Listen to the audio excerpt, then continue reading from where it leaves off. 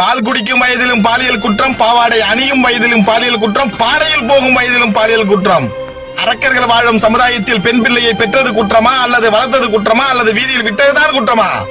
ஒரு காலகட்டத்தில் பெண் பிள்ளைகள் பிறந்தால் அது ஒரு சாபக்கேடாக நினைத்து கொண்டிருந்த இதே சமுதாயத்தில் பெண் பிள்ளைகள் தான் இன்னைக்கு பேரன்புக்கும் பெருமதிப்பும் கூடியவர்கள் என்று கருதுகின்ற பெற்றோர்கள் மத்தியில் இன்று நடக்கும் பாலியல் வன்கொடுமைகளை நினைத்து பார்த்தால் மிக வெட்கக்கேடாகவும் வேதனையாகவும் இருக்கிறது.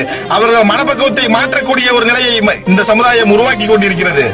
தமிழ்நாடு அரசே பெண் பிள்ளைகளை பெற்று அவர்களை வளர்த்து எடுத்து ஆளாக்கி அவர்களுக்கு நகைநட்டு போட்டு கொடுத்து கட்டி கொடுப்பது இந்த காலத்தில் மிகவும் மோசமான ஒரு நிலையும் கஷ்டமான சூழ்நிலையும் ஏற்படுத்தக்கூடிய ஒரு நிலையில் இருக்கிறது என்று ஒவ்வொரு பெற்றோர்களும் ஏற்றுக்கொண்டு இருக்கிற சூழ்நிலையில் எங்களுக்கு நகனட்டு போட்டு கட்டி கொடுப்பதெல்லாம் பெரிதல்லையா, இந்த சமுதாயத்தில் அவளை உலாவ விடுவதுதான் பெரிய ஒரு சிரமமாக இருக்கிறது. அவளுக்கு தக்க வயதில் நகனட்டு போட்டு கட்டி கொடுப்பது இங்கு பெரிதாக எங்களுக்கு கஷ்டமாக தெரியவில்லை. இனிவரும் காலங்களில் ஒரு பெற்றோர் பெண் பிள்ளைகள் பெற்றுவிட்டால் ஐயையோ இந்த சமுதாயத்தில் எப்படியடா இவ வளரப் போகிறாள், இந்த சமுதாயத்தில் எந்த அளவிற்கு பாதுகாப்பாக இருக்க போகிறாள் என்று ஒவ்வொரு பெற்றோரும் நினைக்காத அளவிற்கு இந்த தமிழ்நாடு விளங்க வேண்டும்.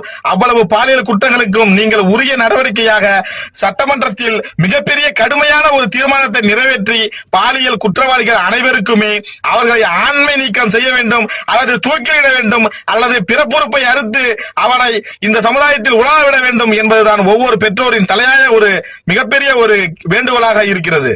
ஒவ்வொரு பாலியல் குற்றம் நடக்கும் பொழுதும் நீதி இல்லையா நியாயம் இல்லையா என்று வீடியோ போட்டு எங்களால் உணர்த்தி கொண்டே இருக்க முடியாது.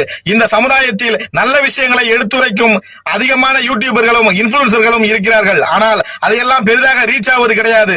ஒவ்வொரு நாளும் ஏதாவது ஒரு கெட்ட செய்தியை பதிவிட்டுக் கொண்டே இருக்க வேண்டியது இருக்கிறது.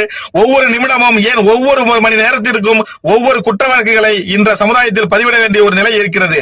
எனவே தமிழ்நாடு அரசு தக்க ஒரு நடவடிக்கையை எடுத்து இது போன்ற பாலியல் வன்கொடுமைகள் வரும் காலங்களில் நடக்காமல் இருப்பதற்கு என்ன தீர்மானம் இயற்ற வேண்டுமோ, என்ன சட்டம் இயற்ற வேண்டுமோ அதனை உலகமதி அறியும் அளவிற்கு ஒரு சிறப்பான ஒரு சட்டத்தை இயற்றினால் மட்டும்தான் தமிழ்நாடு அரசு வளர்ச்சி பாதையில் போனாலும் போகாவிட்டாலும் தமிழ்நாடு அரசு பாதுகாக்கப்பட்ட ஒரு மாநிலமாக திகழ வேண்டும் என்பதுதான் தமிழ்நாடு அரசின் தலையாய கடமை.